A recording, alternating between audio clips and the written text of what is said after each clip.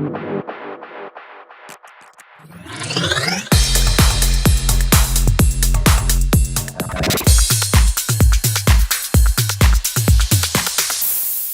back to the AAA Podcast, the show that gives you access to hilarious to everything music, nightlife, and everything in between. My name's Lewis. Unfortunately, Joel isn't with us today, but I do have a very special guest who definitely makes up for it. Kerser, thank you for being on the show. Thanks for having me, bro. Now, so you're dropping the Lifestyle album. That drops, is it today or tomorrow? Tomorrow. Yeah. Now, I was having to listen back to that because I followed you for quite a few years, and I feel like the sound in this one's very, like, it's more like a mature sound than what you used to have. And it's more like a modern sound. Do you agree with that, or? Yeah, 100%, bro. I think it's more modern and mature. It's just bigger production and lyric-wise, definitely more mature as well. Yeah, like I feel like you've like obviously you've grown up. Everyone does, but I feel like your music has grown up as well. Like it's more. And I think you did mention this previously, that it's kind of, you're telling more about like your life and that kind of thing, whereas back in the older days it was more like there were more hectic topics kind of thing, whereas now it's more about you. Definitely, bro. Definitely. And when I listen back to like my old catalogue, I don't do it often, but I did the other day. And then I put it next to this new project of work, and I see a massive difference. And you worked with a producer, Open Till Late, was that correct? Open Till Late, yeah, that's right. He's from Sydney. And a very, very like modern, as you said, modern sounds that he's kind of helps produce with this album. Yeah, bro. And that being said, because this is your 8th album in 8 years, and which is something that you mentioned, I think back in 2014, you said you were going to release an album every year, and that's something that you've achieved. Are you going to continue to do that, or are you going to try and... Yeah, that's the plan, bro. This one got pushed back a few months because at the start of last year I had a paralysed vocal cord, so I had to go get injections in my vocal cord and shit, and now it's back to normal, touch wood, and that pushed the tour back, which kind of pushed everything back a couple months, but catching up now and finally ready to release it tomorrow. You definitely got to put your health first with it, though. Like it's 100%, bro. Do you feel like it's sometimes that like people take the I've got to put this out, I've got to do this, I've got to do that, and kind of take away the fact that your health is literally like without your vocal cords, especially for you're screwed basically. There's no music, exactly, bro. And that's what pretty much happened to me. I had to stand back and take a step back from music and focus on getting my health right first, and then get back into it. Now, I'm going to go back a few years as well. I was watching an interview with Forte, I think it was back in 2017, and he was saying that your rap battle with 360, obviously many years ago, it's the infamous rap battle. He was saying that it was basically the biggest rap battle in Australian history, but it also killed the rap battle scene because it was so big. Do you feel that that's the case? Like, do you agree with that, or? Yeah, I fully agree, man. Like, there's still battle rappers in Australia killing it and that, but since that battle,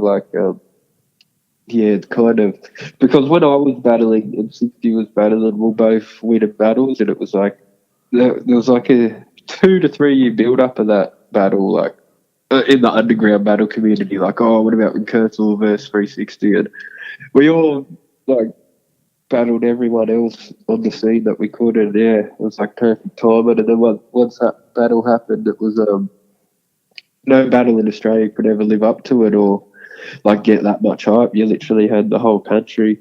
It was kind of like the grand final, I guess, if you want to call it that. Of battles.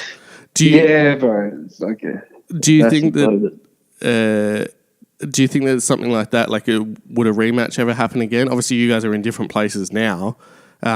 Is that something that like you would do just to, I guess, because it's the whole who won as well, and Forte said it quite well. It's like depending on who you disliked and who you liked, was basically who won. Like if you were a fan of yourself, then obviously you clearly won. If you're a fan of 360, then 360 clearly won. Like is there, to kind of settle it, would you ever look at doing like another battle at all, or?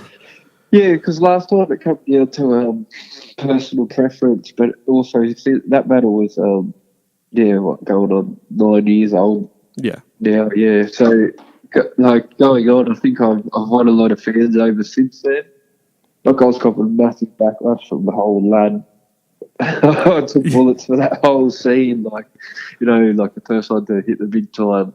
Well, and that's the thing. That's the thing is like it was like the whole if you were a lad or like that kind of vibe or scene or whatever, then obviously it was you're like basically the god or the top person that's repping it for them. So yeah, and I think so if I get back to if a rematch was to happen, I think it'd be it'd be different now because. Yeah, I've won so many more fans over, and he's done what he's done since then. And I don't know if I'd have to say, oh yeah, it would because it's a rematch of the biggest battle in Aussie history.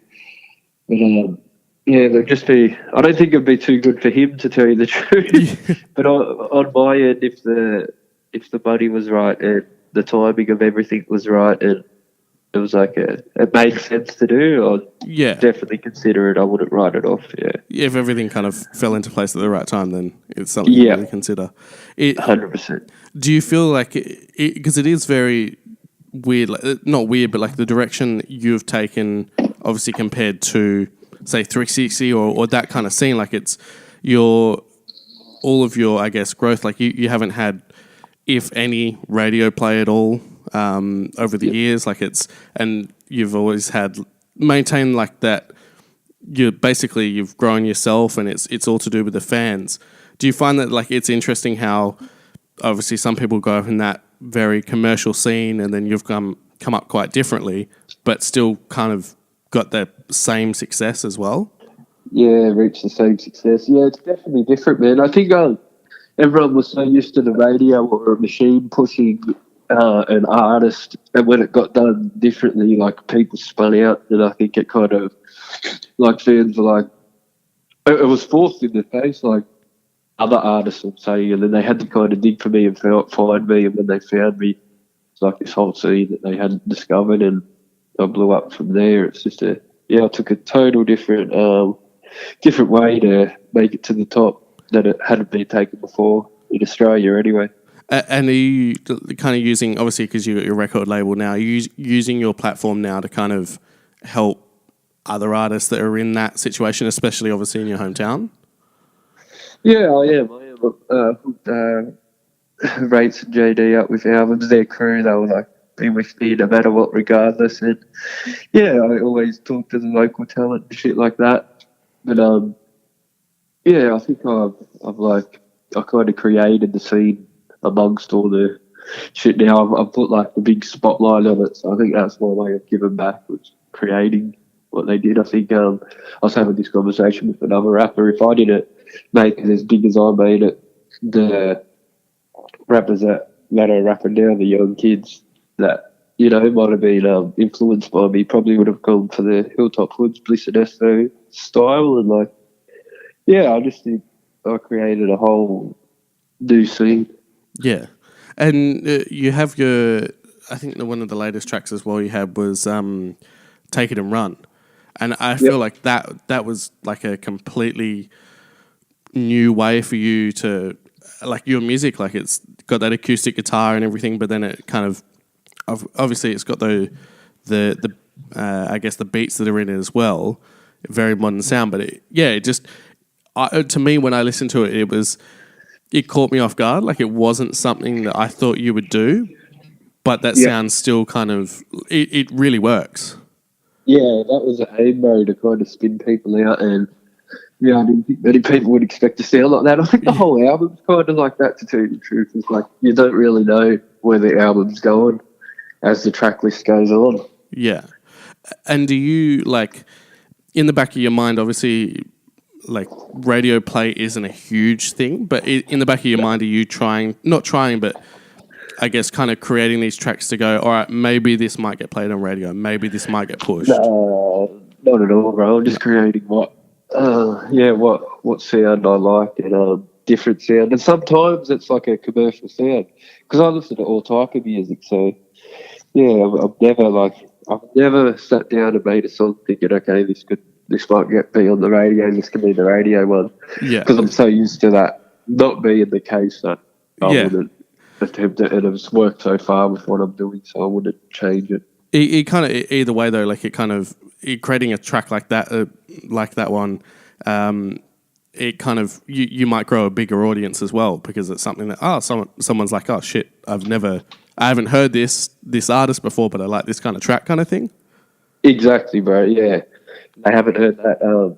Like if they haven't heard of me, they'll stumble across a track that's a different style. That's just stuff with my music, and I think that's why my fan base is so broad. It's because I've got so many different styles of music.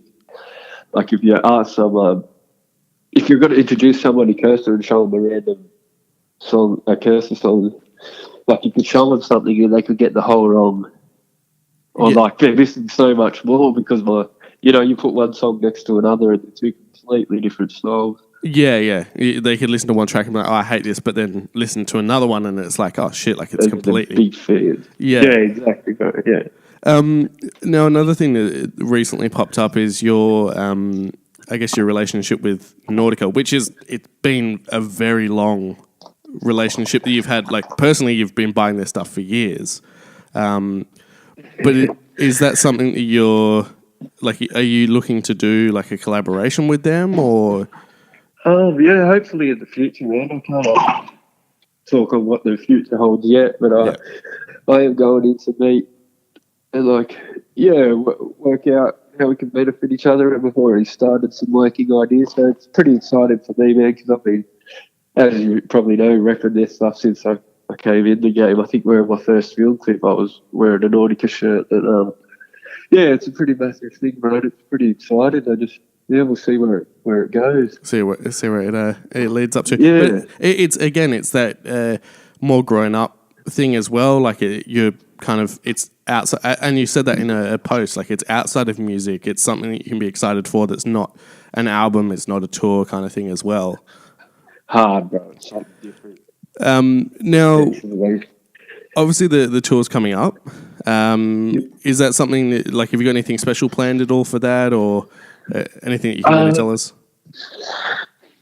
Just massive shows, bro. The live set hype too. Like, sorry for swearing. Live set's hype too. We've been going over the live set. The beats are just that. Like, we got that much bass and energy. I think it's just going to be a really hype set. And, for anyone that's been to a Kerser show, they know the atmosphere is pretty crazy, bro. It's like, I don't think crowds get much louder than the ones that come to Kerser shows. And we're just going to map out to be a pretty crazy tour, bro. Yeah, no, it sounds to be good, and I'll definitely have to pop down when you're here in Perth as well. So check out the show. Sure, man. For sure. Now, one last thing, obviously, before I let you go. You previously said your advice years ago. You basically said that, like, for anyone that's kind of looking to get into the industry, is one thing that you learnt was you'd basically put out everything. Like, you just continually put out everything and then realise that obviously it's on the internet forever kind of thing. Yeah. Is there early stages in my career? Yeah, and it's like no matter how much it's never going to go away. Basically, it's there. Yeah. Is there advice, like, obviously, for people that are like, especially like in your hometown or really anywhere? Like, it's these days, like where I grew up is probably a similar place to where you are, like in Sydney. And it's very that culture of like drugs is very heavy and like violence and all that kind of stuff. And is there advice for people that are kind of, when you're at that crossroad and it's kind of like they could either pursue this and rap and music and that kind of thing or go down that other lane? Is there anything that you could give advice to at all, or? I'll just say it's like, how would I put it? Like, because I was pretty much in that same predicament. I could have easily gone down the wrong lane.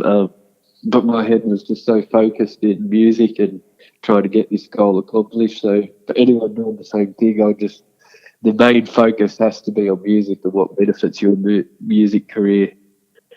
The streets hold nothing for anyone but jail or death, really. So, you don't want to be out there. And old Crims will tell you that. You don't want to be out there, dealing or doing breaking editors your whole life. If, just think focus, man. That'd be the key word, focusing, and just really putting your plan to action. And things might not look like anything's going to happen. Like that happens in everyone's career. Like you do gigs in front of 5 people. I've been there when I started. Like that goes on. You just got to fight through it and stick to your plan. Did you ever think when you were like, did you ever have that kind of thought of like, am I doing the right thing? Like, am I, is all the work that I'm doing, am I actually going to get anywhere? But I was always going to rap whether I made it or not. Yeah. So it was kind of a bonus when everything started happening, but then it was like, all right, now when I decided to make a career out of it, and it was like make a career out of it and just stick to it, bro. It's kind of hard to explain because you either have that drive or you don't, basically. Yeah. Like I had the drive of always like working out when the next studio session is or where I'm getting my beats from or to write, to where's the show at, where can I battle at. There's just so many avenues that came with it. Yeah. Well, look, thank you for coming on the show, Kerser. It's a pleasure to have you. Thanks for having me, bro. But yeah, we'll link all the dates as well to your tour and your latest album as well. Thank you to everyone who's been listening as well. We really do appreciate you. Make sure to subscribe to whatever platform you're on as well, because we definitely will be doing more of these type of interviews. So if you have a suggestion of someone you want us to have on the show, definitely hit us up on our socials, and we'll try and obviously get them on as well. But thank you for listening to the AAA podcast, the show that gives you access to all areas to everything music, nightlife, and everything in between.